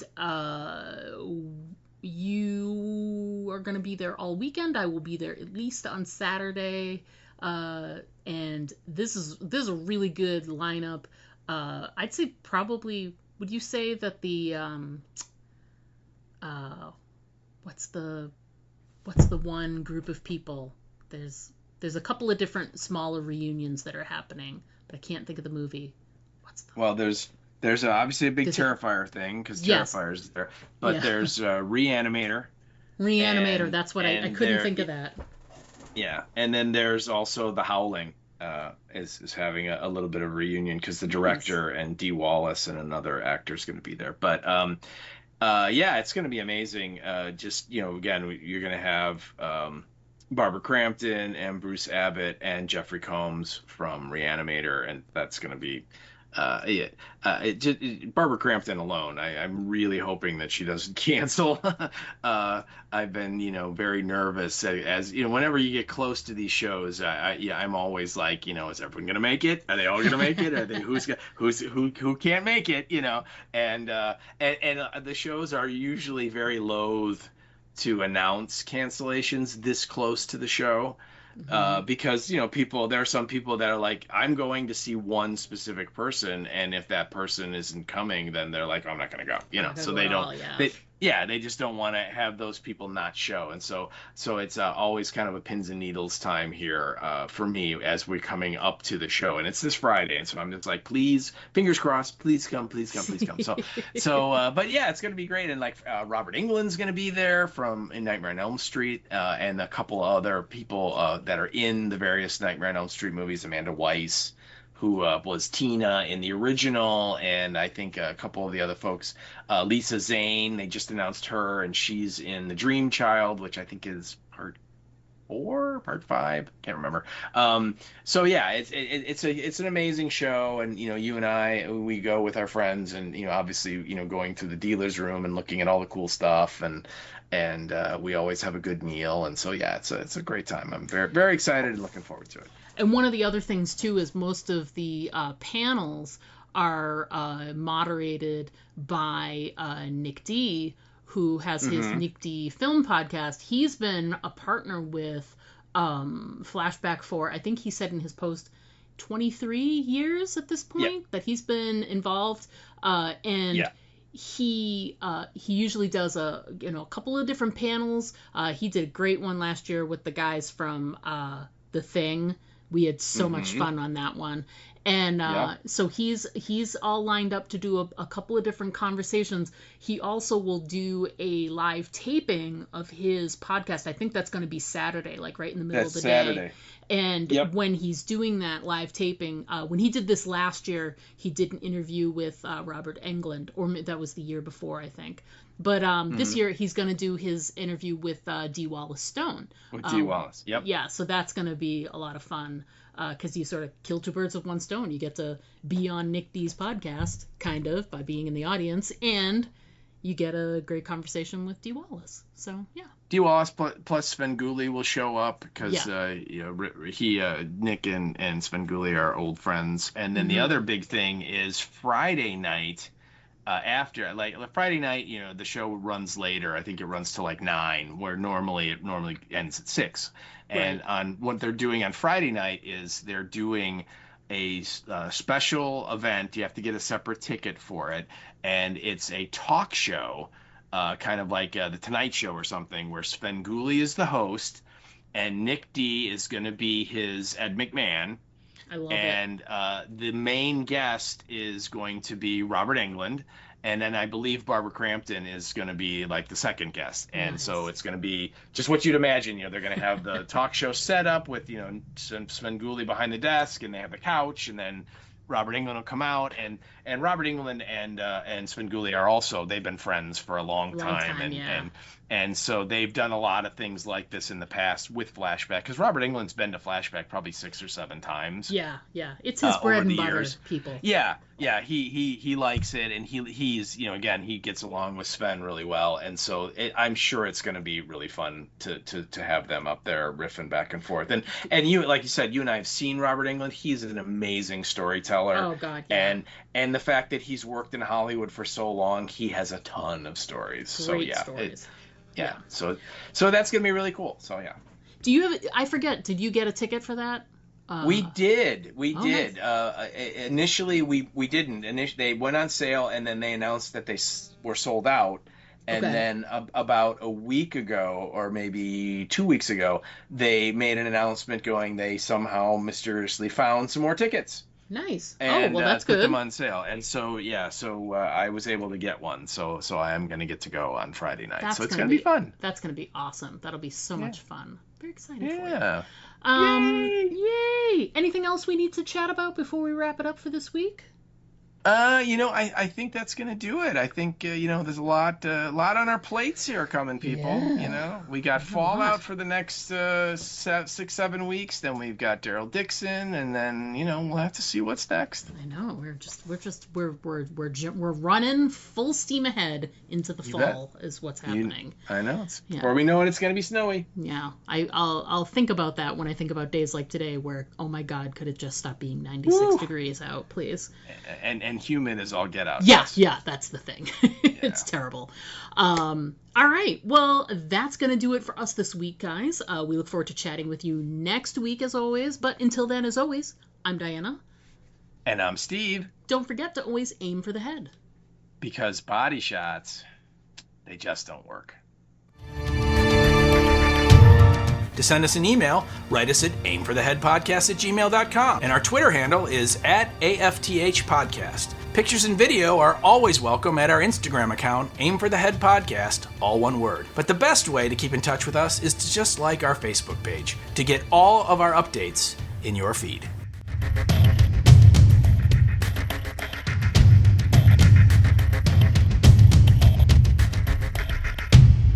Well, congratulations. That's good to know. Thanks. My butt has a clean bill of health, and really isn't that all we want in life?